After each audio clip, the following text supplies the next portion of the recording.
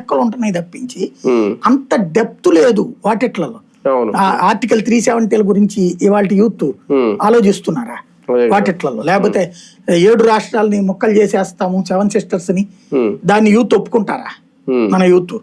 మన యూత్ ముందు ఇవాళ చదువుకున్నవాడు తన భవిష్యత్ ఏంటి, మహేంద్ర కంపెనీలో ఉందా, టీసీఎస్ లో ఉందా, ఏ సాఫ్ట్వేర్ లో ఉంది, ఏంటి వీటిట్లో చూస్తున్నాడు.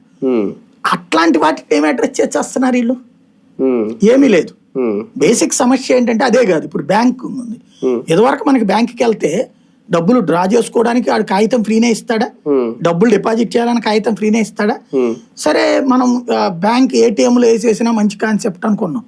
కానీ ఇక్కడ ఏం చేస్తున్నాడు, ఇప్పుడు ఇంతకు లిమిట్కి మించితే ఎక్స్ట్రా డబ్బులు కట్టాలి క్యాష్ వేస్తే. అదే సందర్భంలో వాడి దగ్గర నుంచి మనం తీసుకునేటప్పుడు 5 సార్లకు మించి ఏటీఎంలో వసూలు చేయకూడదట, తీసుకోకూడదట. ఏటీఎంలో ఇచ్చేటప్పుడు లిమిట్ పెడతాడు, 5,000, 10,000, 20,000 పెడతాడు. అది దాటి మనం తీసుకునేటట్టయితే ఎక్స్ట్రా డబ్బులు కట్టాలట వాడికి. అంటే ఎవడో డబ్బులు ఎగ్గొడుతుంటే రెగ్యులర్ గా కట్టే మనందరి దగ్గర నుంచి వసూలు చేస్తున్నారు. ఇవి కదా అడగాల్సింది నువ్వు. అట్లాగే ఇప్పుడు ప్రతి ఒక్కరి చేతిలో సెల్ ఫోన్ ఉంది. ఈ సెల్ ఫోన్ కంపెనీల యొక్క బిల్లు మీద నియంత్రణ ఎవరికి?